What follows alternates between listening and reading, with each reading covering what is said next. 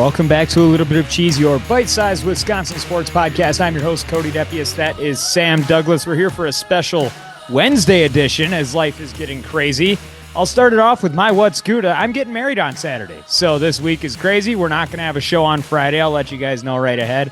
But, there wasn't a show on Monday for those of you that were looking for it, but we're here on Wednesday. This will be our one show for the week. We'll try to get everything that's happened. We'll try to prep you for this weekend as well. But I do want to start at the top here with the Milwaukee Bucks last night. A 20-point comeback in the fourth quarter. I think there was a 34-9 run. Was it exactly, Sam? I know you watched that game very closely. I had the Brewers on. So take me through that whole Bucks comeback, why they looked like they were terrible the first three quarters, and why that team could have beat a team of Angels there in that fourth. This was 34-3 run was the big number that I saw. It was a 20-0 run at one point. Bucks were down 24 points with 10 minutes left to go against a good team that's playing for a lot right now. The Minnesota Timberwolves are in the middle of a very, very packed Western Conference. You did steal my What's Gouda, Cody. Congratulations to you. Thank you. Super excited. My other What's Gouda is the NBA play-in tournament because the West is absolutely electric right now. Mm-hmm. There's, I think, 5 or 6 teams all with the same number in the loss column. Somebody's, they're fighting for spots, and that's why this game is absolutely electric. It was at home. First and foremost, this is a collapse from the Minnesota Timberwolves. I got to put that out there. An NBA team should not go 9 minutes without scoring a bucket. There was 0 field goals from them for 9 minutes. It is absolutely absurd. As much as I can talk about the Bucks' clutch defense and how they show up when they need to, Kevin Porter Jr.'s 4 steals in the fourth quarter, 8 forced turnovers, all live ball turnovers. The defensive adjustments when we switched to a zone and they had no idea how to play it. Something about the zone messed them up, but this is absolutely a tragedy from the Minnesota Timberwolves that the Bucks took advantage of. Gary Trent Jr. hit a 4-point play. AJ Green pulled up from about 40 feet out on a transition 3, which forced them to call a timeout. Look, the Bucks are firing. They're a good team. This is still without Dame. Bobby showed up off of 25 games off. I think it was 48 games without NBA basketball. Shows up, gets his double-double. We ended up winning the rebounding game, and a day that is they have Naz Reid, they have Rudy Gobert. This is a big team that we played against, and we won the rebounding, which we've been struggling with. And again, I got more to say about Kevin Porter Jr., but that was pretty much the synopsis of what just happened last night. And Giannis, man, Giannis is tearing it up. The single shoulder sleeve Giannis is a different animal. His past 4 games, I've got some numbers here. He's got some silly numbers. I mean, I don't know if we potted since he had that huge game, but he was the first player to have 70, 30, and 30 since Wilt Chamberlain. His plus minus over the last 4 games, plus 23, plus 23, plus 17, plus 26. Just nonsense numbers. This is an absolutely electric team when Giannis is on the floor. If Dame goes down and 34 is suiting up for the Bucks, we got a shot against anybody. So maybe a little bit crazy here, and of course I've brought this question to the floor before, but like this last week, 2 weeks for Giannis has been ridiculous. Is there any sort of a chance that there's an MVP push as crazy as this has been? No. I understand where it's at with OKC and being the best team in the league and the year that SGA has had as well, but we're seeing stuff here from Giannis that we've simply never, ever seen before. And you saw a culmination of that last night where the Timberwolves, I don't understand how you don't call a timeout after a 13-0 run. Like they let it go for another scoring possession there from Milwaukee. Just terrible coaching, and that's kind of the state of the NBA right now. As the Denver Nuggets, maybe a little bit trouble in paradise, as we'll say right here, because we haven't been on the podcast since Mr. Malone has been fired from Denver there, but some poor coaching the last couple of weeks, some things really shaking up out there in the West. Yeah, the coaches have been treated very disposably lately. We saw this happen with Taylor Jenkins in Memphis. The Michael Malone and the GM getting canned is absurd. It sounds like that was brewing for a while, and if they didn't win the championship in 2023, it sounds like he was going to be out after that 2023 season. So this has just been brewing for a while. It sounds like it was a toxic culture. It was a civil war in the building is what I read between the coach and the GM. They weren't even talking to each other. And so the owner said, to heck with it. You're both gone. I don't care what time it is. This is, a big power move by ownership right there, saying if you guys can't get along, everybody's out the door. Man, I want to go in a little bit about some of the role players on the Bucks here while we got some time. Yeah. Kevin Porter Jr. and AJ Green have absolutely been electric. Brooke Lopez is been on the court the whole time. The whole time. He's been out there. We had a back-to-back. We had a back-to-back last week. Giannis took a seat. He didn't play much because it's a back-to-back. It's late in the season. Giannis is getting a little older. You know who's 7 years older than Giannis, who played 36 minutes on the second night of a back-to-back, put up 20, 12, 4, and 4? Brooke Lopez is an absolute machine. In the past 7 seasons, he's been with the Bucks. He played 81 games, then 68 in a shortened season, then 70 out of 72, 13, major back surgery for a 35-year-old. Comes back, plays 78 games the next year, 79 games the next year. He's at 78 right now. The best ability is availability. Brooke gives us a floor that is, we've got a big guy down low, no matter what. It doesn't matter what's going on. We got a 7'1" absolute tank down low blocking shots. And if we can get guys like Kevin Porter Jr. and AJ Green doing what they do, AJ Green's 11 for 17 out of the past 4 games shooting 3. That's a 65% clip. This is a Klay Thompson type of jumper. Every time he goes up, it just looks pretty. You think it's going in. Mm-hmm. Kevin Porter Jr., let me give you a hot take right now, Cody. He's playing when it's hot. He's playing like maybe the best 6-man ever. Lou Williams, kind of known as like the best 6-man ever. Right. In Lou Williams' career, 1 triple-double. Jordan Clarkson, stud of a 6-man. 1 triple-double in his career. Manu Ginobili, great 6-man. 0 triple-doubles. Kevin Porter Jr. has 3 triple-doubles. He puts up these numbers. He did this in 2022. He did this in 2023. You're not supposed to see triple-doubles off the bench like that. No. Which, I mean, Lou Williams was a guy that would come on in the first 2 minutes of the game, being the 6th man. What'd you say? Just 1 triple-double for him? In his entire career. In his whole career. Wow. Manu never had one. Oh, man. That trade. Who was it for? For MarJon? MarJon, dude.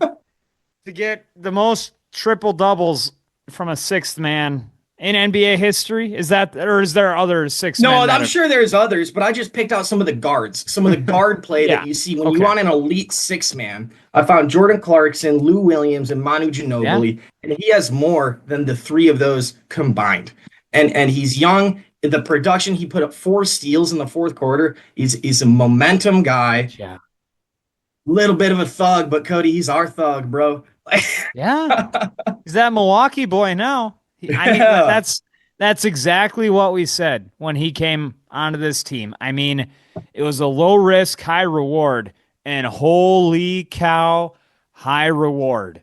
Wow. Kevin Porter, like this culture and the energy of the team has entirely changed. And I'm going to say it again. I think that Dame Lillard getting hurt has helped this team really mesh. Like, it sucks to say that, but I think that's what we're watching. And yes, that team was down 20 in the fourth quarter yesterday to a solid Minnesota team, but they didn't fall down.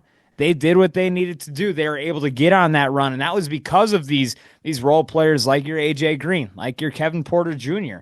And yeah, you do got to give your roses to Brooke Lopez. I know I'm going to say a lot of negative things. I know a lot of people are going to say a lot of negative things on Bucks Twitter, but the guy has been there. He's dealt with that back surgery, was able to come back, and he's still out there on the floor in his upper 30s, giving you good, solid minutes. Yes, that floor, he might be at that floor very often when he plays, but that floor that you get with Brooke Lopez is much higher than what you're going to get from most players who have ever stepped on an NBA court. And that's the bottom line. And he does help you in an overall sense. Yes, I probably wish that there was a little bit more dominance out of that spot for the Milwaukee Bucks, but you have a consistent average to above average player there in Brook Lopez. And when you have every a guy night. like Giannis that can play Every night. across, you can make that work. You can do that, and they've been able to do that. So I I mean, gotta. Bucks now in the 5 seed, so there's a right now where it's slated. I didn't think last week, the last time we talked, I had them slated in for the 6th. I thought that Detroit, I mean, essentially they had to win one game and the Bucks lose one of these games and it'd be a different landscape right now, but that's not the case. Now the Bucks have that 2-game lead and they're right there. I mean, they're going to probably play Indiana in that first round of the playoffs. How are you feeling about that series? I know you have a little bit of emotion that might go into this one.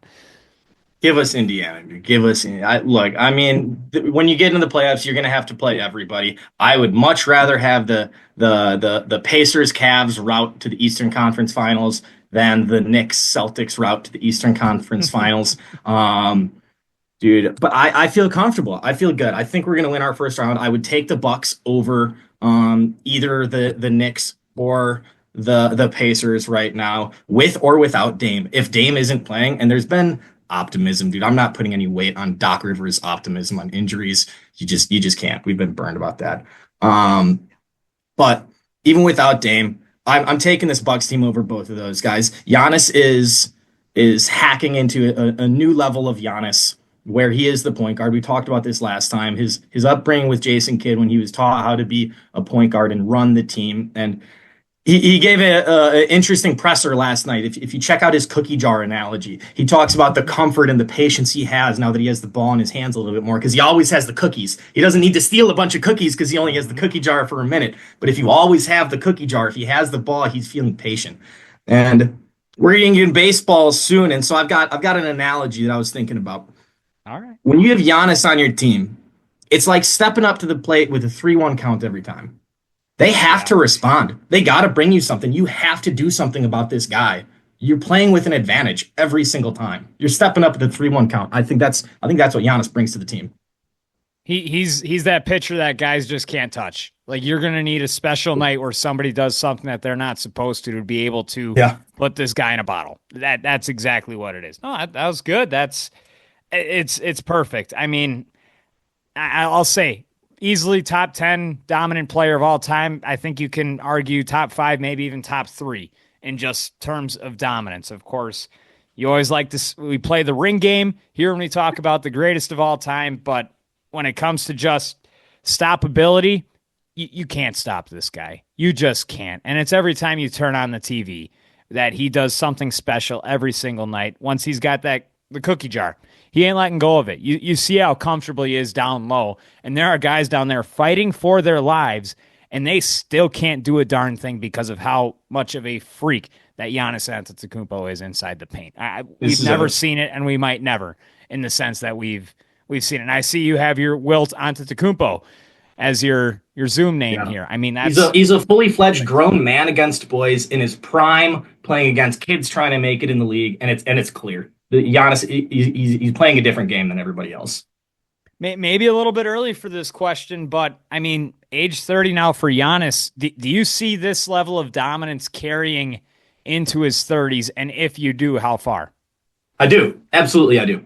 The Giannis, I don't think we ever optimized the transition animal that Giannis could be because we wanted to win now. For the past, 5, 6, 7 years, we never had that young gunning fast transition team, which would have optimized that version of Giannis. We never really played like how the Rockets are playing or how the Pacers are playing. So Giannis has always been more of kind of this half-court dominator. Now, he's always been arguably the best transition player in the league, but that's really never what the offense looks like. As he grows, we're going to see him more in that Jokic role, where he is, you can run a hub through him. I don't see a 36, 37-year-old Giannis struggling at the rim. He's still going to be big. He's still going to be strong. He might not have that step in transition, but that's not how we're really playing anyways. He's been averaging 13 assists over the past 4 games. We know that he can be this offensive hub, this facilitator, and that's the offense that I see the Bucks transitioning to over the next 5, 6 seasons. When he hits that 35, 36 age, until then, he's shown no signs of athletic downfall or trending down at all. I think he's cared a little bit less on defense and on a Tuesday in the regular season than he used to. But Yeah. I think that's a good thing. The LeBron mold of picking your spots will work for Giannis, and I just don't see him getting slow or getting weak or getting small. I can see him getting injured. I'll throw that card in there. I think that that's a possibility. I mean, we've seen the last couple of years the way that his season has ended. I think that's something that you have in the back of your mind. And even with the amount of rest that he takes during the regular season this year, what I've been saying the whole time is it's okay. Just when it comes playoff time, he better be out there on the floor because that hasn't been a guarantee in the last 4 years for Milwaukee Bucks basketball. So I'll throw that out there. I think as long as he can stay off of the injured list, I think you have that guy. I think when he's out there on the floor, he will be that guy. But I think that's just going to be the case for him, how he takes care of his body, because he's got those one of one NBA bodies, and he has figured out how to use it. But now it's really going to be focusing on how to keep it healthy when he gets into his 30s, and I think that'll be the big key for him and the big key for the Bucks. And as you've said time and time again, as long as that guy's out there on the floor, you got yourself a chance at whatever. The roof is the ceiling, as Michael Jordan liked to say before, when you have Giannis Antetokounmpo on your roster. So the Milwaukee Brewers, some good news on their end as well on the Milwaukee side of sports. They are back over 500. 6-5. Sal Frelick is hitting at a 390 clip. He's at, I believe, a 9-game hit streak. Churio's at a 10-game hit streak. Bryce Terang is at an 11-game hit streak. He had a home run yesterday, the farthest of his life. Christian Yelich went deep again. William Contreras went deep again. A lot of good news coming out of Milwaukee. What's your favorite? Gotta love showing up to Colorado to get the bats going a little bit. It's good to see the long ball go, man. The Yelly and Contreras back to back really lit me up. That's just good to see from two leaders in the clubhouse. Seeing them go yard, that's got to be good for the team. And they're hot, man. Started 0-4. They're 6-1 since then. The Brewers are rolling. They've been scoring a ton too. What is 7, 8, and 11 in their past 3 games? This offense is cruising. And the pitching as well, I do want to bring up. Really the only low spot since that Yankees series has been Elvin Rodriguez. He's been the only pitcher to lose to not the New York Yankees. And Rodriguez was a guy that they brought in on a 1-year, $1 million contract. Weren't expecting much, and he shouldn't be pitching right now in the starting rotation. He shouldn't, but he has to, because Milwaukee has no starting pitching left. At the beginning of this week, when Nestor Cortez went on the injured list, the only starting pitcher that was slated to be in this rotation at the beginning of the season or the beginning of spring training that's still healthy is Freddie Peralta. The other 4 slots are completely new names, which actually another new name has been added here for the Milwaukee Brewers on top of Chad Patrick, on top of Tyler Alexander, on top of Elvin Rodriguez. It is now going to be Quinn Priester, who has been brought in a trade with Boston. This is a kid that was a former first-round pick for Pittsburgh. He's 6'3", 230 pounds. He's got a good fastball. He had a nice curveball, hasn't played very well in the big leagues. He does have that big league ERA of 6.23, and the Brewers, they paid for that prospect status, I believe. I think just 2 years ago, he was the 60th overall prospect by MLB Pipeline. So the potential, of course, has been there. They've seen a stud pitcher in there before, but it hasn't shown up at the big league level. Milwaukee giving in return to Boston the number 7 overall prospect in the system, Yoferi Rodriguez, a competitive balance A pick, which is about a $3 million slot at the first round for Milwaukee. So a pretty valuable draft pick there, and a player to be named later. If you go on Brewers Twitter, a lot of people screaming overpay. And the way I kind of want to put this into perspective is you have 6 years of control. Now for this young 24-year-old pitcher that you've seen potential in, you get your 6 years of control. Yes, you give a lot. And I will say the market for starting pitching, when you go and trade for years of control, it is a high price. Personally, if it was just Yoferi Rodriguez, I would be okay with it. But when you look at the competitive balance A pick and the player to be named later, I think a little bit of an overpay.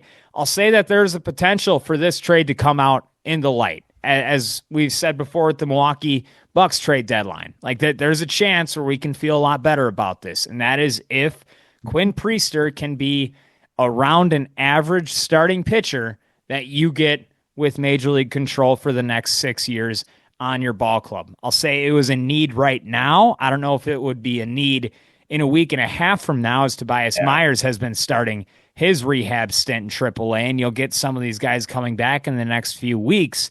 But the Milwaukee Brewers adding another arm, I'm going to say high risk and high reward here for Quinn Priester, because they gave up quite a bit to go out and get this guy. That was my first thought. You hope that they really see something in him, and they're clearly acting like they do, that they're like, oh, we think we can unlock this guy. He had all the potential in the world. He's a big body, hard thrower. Excited to see him throw tomorrow, you said, right? Yep. So I'm excited to see what he does. Colorado. But like you said, I just don't. It sounds like we needed him last week, but we might not a month from now. Yeah. So if he's going to be a rotation guy, give up assets. I'd love to see investments in the starting pitching staff. I think that's what a lot of Brewers fans want to see. It's the right place. It seems intentional. It's not doing something just to do something. But if you're giving up good prospects for a AAA pitcher, I don't see that as a win now move. Maybe a win last week move. But let's see what he got. He's young enough. He's got a whole world ahead of him. So I like it. I'm going to trust the Brewers pitching staff on this one. Yeah, that's kind of where I land with this. I'm going to say bad trade if it was in desperation to go out and pay for these next two starts. But where I think the more likely is, and where this trade could come out good, is if they see a good, valuable starting pitcher in what he already has in his profile. As we've seen time and time again, it doesn't take a whole lot for Milwaukee to be able to use you and get you as a valuable major league starter. I saw Colin Ray pitch 70 games, I think, in 2 years from the Milwaukee Brewers. Colin Ray was over in Korea because he couldn't do a darn lick in the major leagues.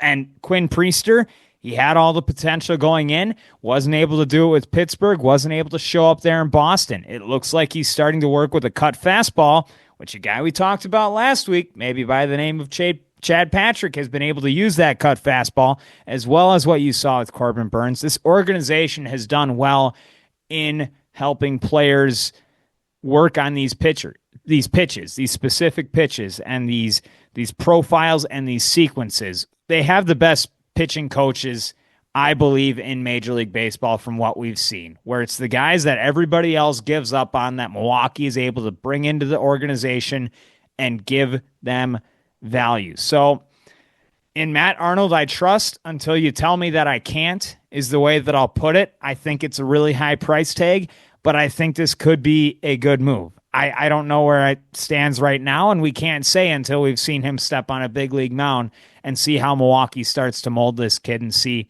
where his career ends up going. I mean, you pay for that control. If he can bring you value for the next 6 years or even be a trade piece down the line, I think that's worth it.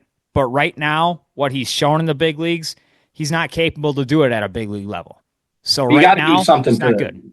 You got to do something for the starting pitching staff. You love to see a little bit of energy, a little bit of focus towards that starting pitching staff, one way or the other. Yeah, and I mean, the Brewers are 6-1 in their last 7. They've been able to keep their heads above water and just float. I mean, guys like Tyler Alexander. I think I might have called him Tyler Anderson before, but he's so new. He's got a great mustache, I can tell you that. But a lefty that's not going to get over 92 miles an hour, that pitched 5 2/3 no hits against a Cincinnati Reds team that some people picked to go out and win the division this year. These guys just find a way to do it. Yeah, Elvin Rodriguez isn't one of those guys to this point. Do I think that there's a chance that he could pitch better towards the end of the season? Yes. Do I think he's at a disadvantage by being thrown into the rotation at this point in the year where he probably wasn't expecting it at all when he signed that contract? Yes. But I'm going to be hopeful, and like I said, I'm going to trust him until I can't. We'll see where this move plays out. We'll see what Yoferi Rodriguez even turns out to be in Boston. We'll see what that competitive balance pick turns out to be. I mean, MLB draft picks, they don't hold near the value that you see in the NBA or in the NFL. I'll say that very easily. But the Brewers have been drafting very well the last 4 years of watching them. So there's a lot of value there. I mean, $3 million in a slot, that can be worth two solid players in the draft. Now they give that up, and we don't even know who the player to be named later is. So it's, you look at it, we'll see what happens. I mean, we get to see Quinn Priester tomorrow, so I'm sure everybody is going to have their initial judgment reactions to that trade at about 10 o'clock p.m. tomorrow night. So we'll get all the reactions then, and we can talk about them next week. But the Brewers have been on a roll. We had some numbers before. I mean, Sal Frelick's been on a tear. Bryce Terang, Christian Yelich, and Contreras, they've been getting into it. I'll go right into my first cheese grater question here for you, Sam. Can you give me one Brewers all-star? You've seen some good numbers so far from these young kids. Do you have one of these guys you think that could make an all-star team, even if we might not be expecting it? I mean, is Turang a surprise pick here? It's starting to feel like he might not be a surprise pick. Platinum glove, 11-game hit streak, hitting a bomb last night, touching power that he hasn't yet. If Turang keeps that bat going, that guy's got a shot. I can't off the top of my head pick out his competition for that spot, because usually that's obviously a huge factor in who gets the all-star nod. Right. But if he keeps hitting every single game, then I think he's going to be an all-star. I think so too. The big question for him was to be able to hit lefties, and he's been able to do that this year. He's done very well going the other way. I mean, he's hitting well over 300 to this point. I don't know how much longer they keep him in the 9 slot if he keeps hitting like this against left-handed pitching. You've seen this night in, night out.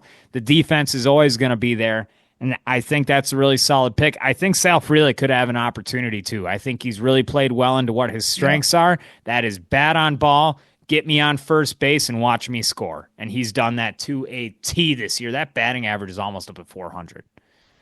I didn't have this written down as a greater question. I'm curious what you feel about it, as we were talking about Brewers starting pitching. Trevor Bauers? No. I mean, if you would have asked me, like 2 years ago, I would have said, I mean, there's no reason to not give him an opportunity. But at this point where he has been sitting out on the open market and has explicitly said, I will play for league minimum. Heck, I would play for free. And not one of the 30 teams in Major League Baseball wants to give him a try. There's a reason for it. If it walks like a duck, talks like a duck, it's probably a duck. And I think that's what Trevor Bauer is. His whole legal case, I mean, it came out not guilty in the end of it, but there is a reason, and I think a lot of it is what happens in the clubhouse when Trevor Bauer is on a roster. I think a lot of people hate him. I don't think anybody can stand him. I think the guy acts like he's smarter than he is, which I'm not saying confidence is a bad thing, but there's a point where you're really smart or you're a smart asshole. And I think that Trevor Bauer at times has been that. And I mean, he's pitched over in the foreign leagues. He's done okay, but I don't think it's worth bringing in a locker room cancer like that as a question mark when you already have so many guys on this roster that I think can do at this point what Trevor Bauer can do. It's not for the Milwaukee Brewers to bring Trevor Bauer back into Major League Baseball. It's for the Athletics or the Miami Marlins or the Chicago White Sox. It's Sure. not for the Brewers.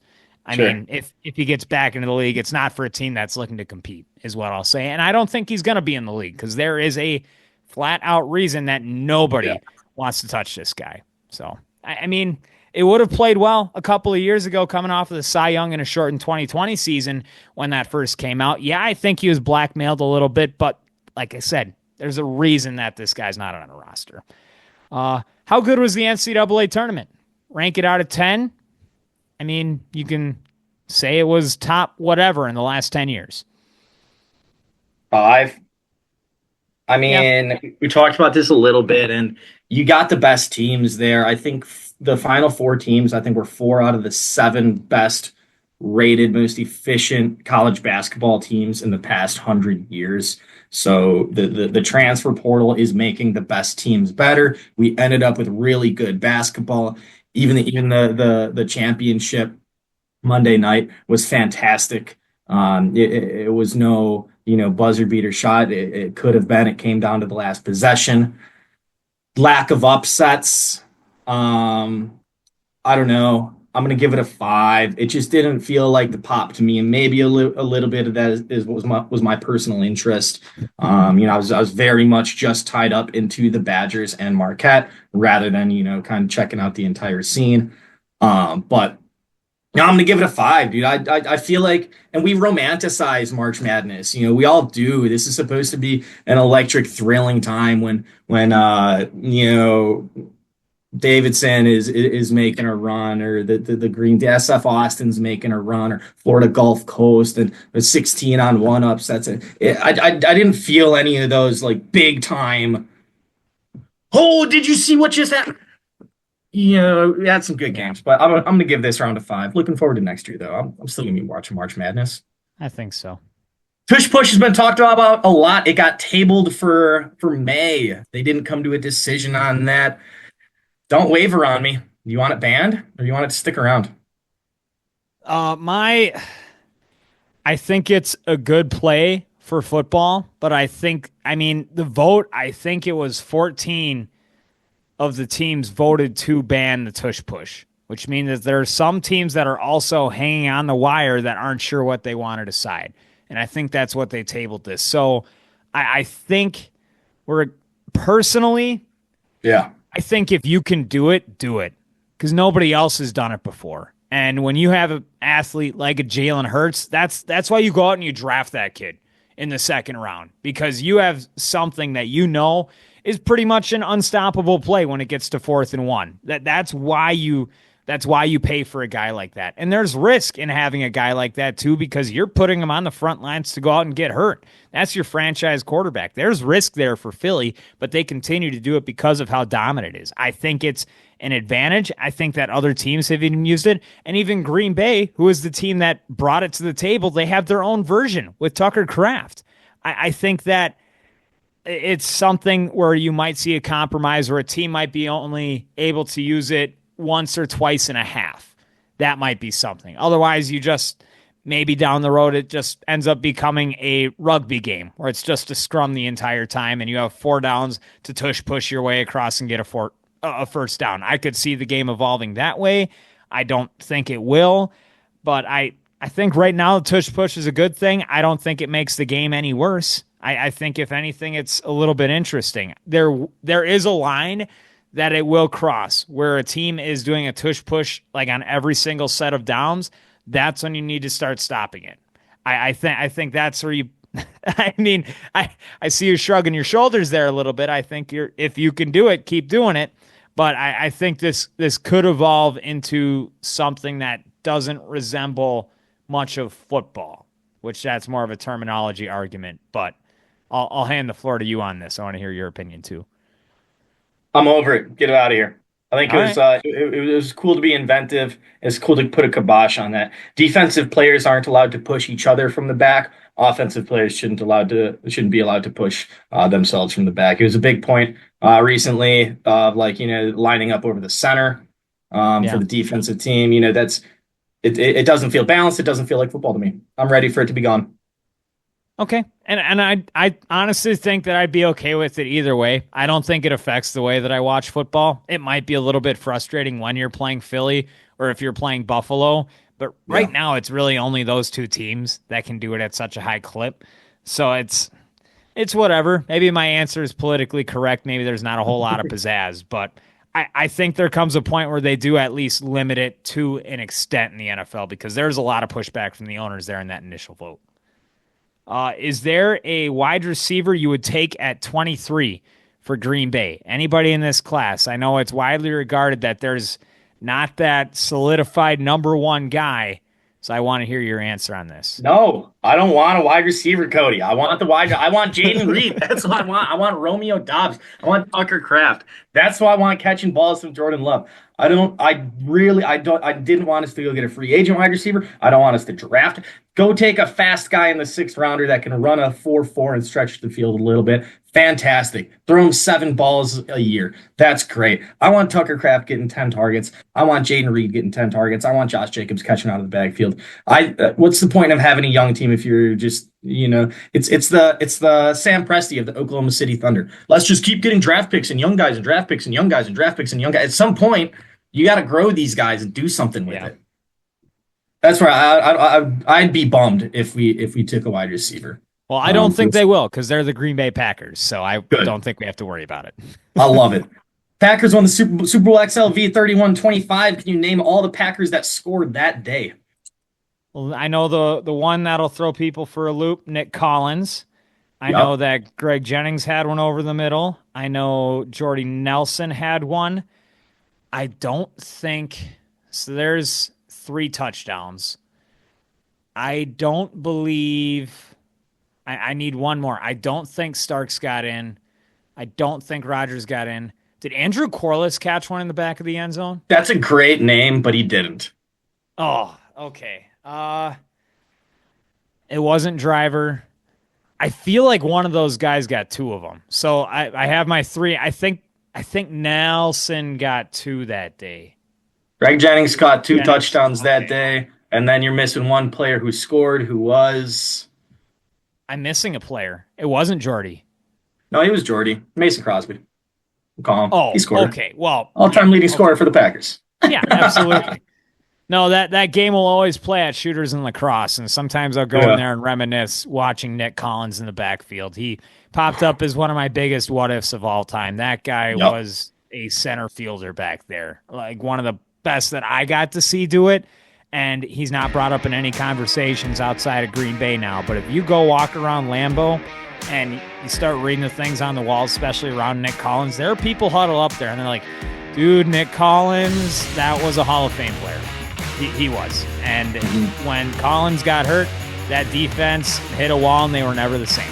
And I think he was a big reason as to why. I think that's going to do it for us today. It'll do it for this week. I will see you next week as a married man. Sam, I will see you on Saturday, and you'll get to watch me become a married man. I'd like to thank you all for joining us once again today. We'll be back on Monday. I'm Cody Depius. That is Sam Douglas. We'll be back with another edition of A Little Bit of Cheese, your bite-sized Wisconsin sport podcast.